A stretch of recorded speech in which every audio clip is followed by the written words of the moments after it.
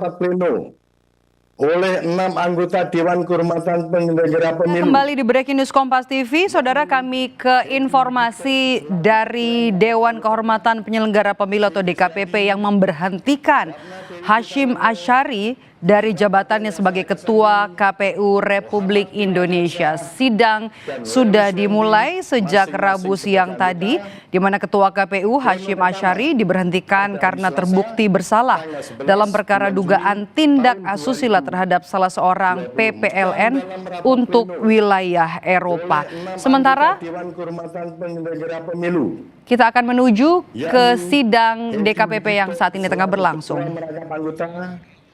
C. Kristiadi, Ratna Dewi Pitalolo, Idewa Kade Wiarsara Kasandi, Muhammad Tio Aliansa, dan Loli Suendi masing-masing sebagai anggota. Pleno pertama pada hari Selasa, tanggal 11 bulan Juni tahun 2020. Dalam rapat pleno oleh 6 anggota Dewan Kehormatan Penyelenggara Pemilu, yakni Hedi Uligito selaku Ketua Merangkap Anggota, C. Kristiadi, Ratna Dewi Pitalolo, Idewa Kade Wiarsara Kasandi, Muhammad Tio Aliansa, dan Loli Suendi masing-masing sebagai anggota. Pleno pertama pada hari Selasa, tanggal 11 bulan Juni tahun 2020. Dalam rapat pleno oleh 6 anggota Dewan Kehormatan Penyelenggara Pemilu, yakni Hedi Uligito selaku Ketua Merangkap Anggota, C. Kristiadi, Ratna Dewi Pitalolo, Idewa Kade Wiarsara Kasandi, Muhammad Tio Aliansa, dan Loli Suendi masing-masing sebagai anggota. Pleno pertama pada hari Selasa, tanggal 11 bulan Juni tahun 2020. Dalam rapat pleno oleh 6 anggota Dewan Kehormatan Penyelenggara Pemilu, yakni Hedi Uligito selaku Ketua Merangkap Anggota, C. Kristiadi, Ratna Dewi Pitalolo, Idewa Kade Wiarsara Kasandi, Muhammad Tio Aliansa, dan Loli Suendi masing-masing sebagai anggota. Pleno pertama pada hari Selasa, tanggal 11 bulan Juni tahun 2020. Dalam rapat pleno oleh 6 anggota Dewan Kehormatan Penyelenggara Pemilu, yakni Hedi Uligito selaku Ketua Merangkap Anggota, C. Kristiadi, Ratna Dewi Pitalolo, Idewa Kade Wiarsara Kasandi, Muhammad Tio Aliansa, dan Loli Suendi masing-masing sebagai anggota. Pleno pertama. Dan saudara, Dewan Kehormatan Penyelenggara Pemilu atau DKPP memberhentikan atau menjatuhkan sanksi kepada Ketua KPU Hasyim Asyari, yakni pemberhentian dari jabatan sebagai Ketua KPU Republik Indonesia. Hasyim, saudara, diberhentikan karena terbukti bersalah dalam perkara dugaan tindak asusila terhadap salah seorang panitia pemilihan luar negeri untuk wilayah Eropa. Seperti yang tadi disampaikan oleh Ketua DKPP, di mana pleno pertama itu dilakukan pada tanggal 11 Juni 2024. Hasyim sendiri tidak menghadiri sidang ini secara langsung, tapi menghadiri melalui Zoom. Kita akan saksikan putusan menjatuhkan sanksi pemberhentian tetap kepada Teradu Hasyim Asyari selaku Ketua Merangkap Anggota Komisi Pemilihan Umum terhitung sejak putusan ini dibacakan. 3. Presiden Republik Indonesia untuk melaksanakan putusan ini paling lama 7 hari sejak putusan ini dibacakan. Dan 4. Memerintahkan Badan Pengawas Pemilihan Umum untuk mengawasi pelaksanaan putusan ini. Demikian. Sementara itu, Saudara, Hasyim sebelumnya diadukan ke DKPP Dalam kasus atau dugaan pelanggaran kode etik, Hashim diduga melakukan tindakan asusila terhadap salah satu anggota panitia pemilihan luar negeri berjenis kelamin perempuan yang bertugas di Eropa.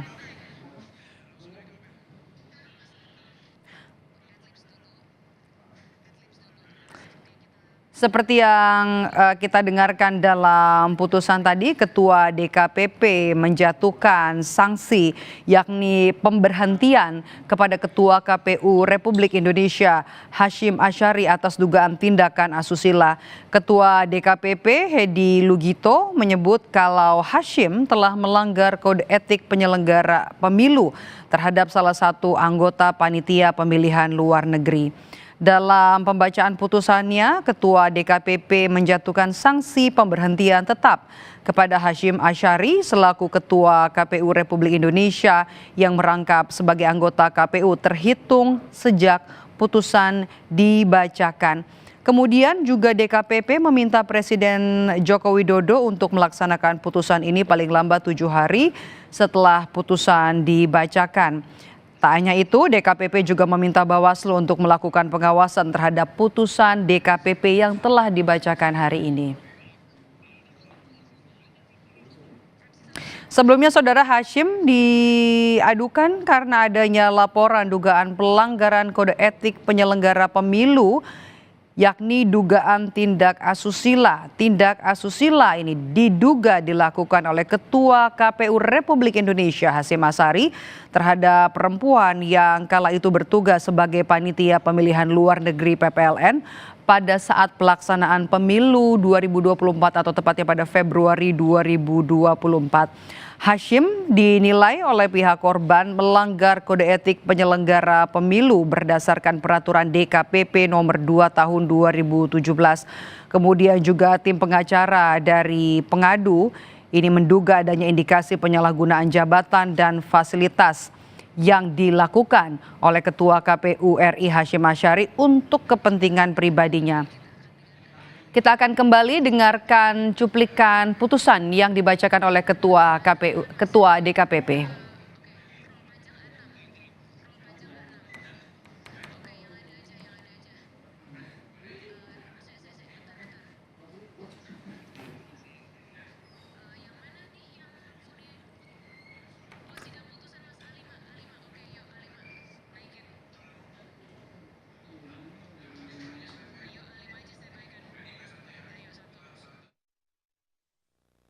Menjatuhkan sanksi pemberhentian tetap kepada Teradu Hashim Asyari selaku Ketua merangkap anggota Komisi Pemilihan Umum terhitung sejak putusan ini dibacakan. 3. Presiden Republik Indonesia untuk melaksanakan putusan ini paling lama 7 hari sejak putusan ini dibacakan. Dan 4, memerintahkan Badan Pengawas Pemilihan Umum untuk mengawasi pelaksanaan putusan ini. Demikian. Ini adalah sidang pembacaan vonis terhadap Ketua KPU Republik Indonesia atas dugaan laporan pelanggaran etik yang dilakukan oleh Ketua KPU Republik Indonesia Hashim Asyari, di mana hari ini Ketua DKPP memutuskan bahwa menjatuhkan sanksi pemberhentian tetap kepada Hashim Asyari selaku Ketua KPU Republik Indonesia terkait dengan pelanggaran kode etik penyelenggara pemilu terhadap salah satu anggota panitia pemilihan luar negeri. Dan Saudara, kalau kita melihat ke belakang, ini bukan kali pertama Ketua KPU Republik Indonesia Hashim Asyari yang juga merupakan anggota dari KPU RI Hashim Asyari ini terlibat atau dilaporkan dalam kasus asusila. Sebelumnya Ketua atau anggota KPU RI Hashim Asyari juga pernah dilaporkan ke DKPP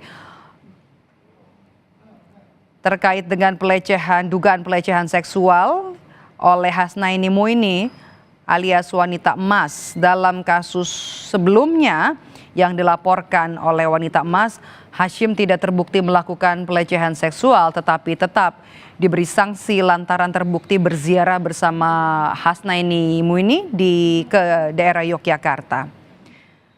Kala itu Hashim dijatuhi hukuman peringatan keras terakhir oleh DKPP dan kali ini pada saat ada laporan dugaan etik yang kembali dilakukan oleh Ketua KPU RI Hashim Asyari, Ketua DKPP Hedi Lugito dalam sidang etik yang digelar Rabu siang hari ini menyatakan Ketua KPU RI Hashim Asyari melanggar kode etik penyelenggara pemilu terhadap salah satu anggota panitia pemilihan luar negeri di daerah Eropa.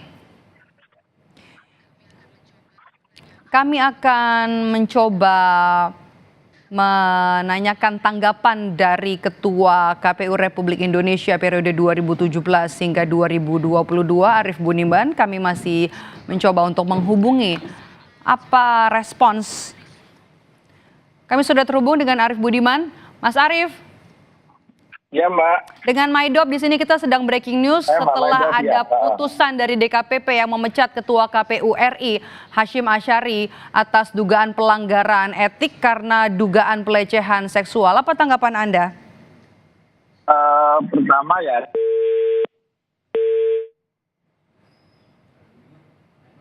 kami akan mencoba menghubungi kembali Ketua KPU RI Arief Budiman periode 2017 hingga 2022. Hari ini DKPP atau Dewan Kehormatan Penyelenggara Pemilu menjatuhkan sanksi pemberhentian tetap kepada Ketua KPU RI Hashim Asyari atas dugaan tindak asusila. Ketua DKPP Hedi Lugito menyatakan Hashim Asyari, Ketua KPU RI melanggar kode etik penyelenggara pemilu terhadap salah satu anggota panitia pemilihan luar negeri di Eropa.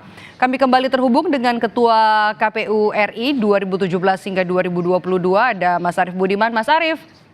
Ya, Mbak Maidop. Maaf terputus. Respon Anda?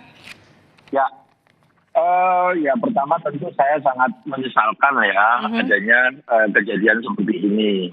Karena apapun KPU itu kan menjadi salah satu potret ya penegakan etik, integritas, ya jadi kemandirian gitu ya. Jadi tentu peristiwa ini sangat disayangkan gitu, dan sangat disesalkan. Nah, mudah-mudahan ini bisa menjadi pelajaran bagi banyak pihak, bagi penyelenggara pemilu.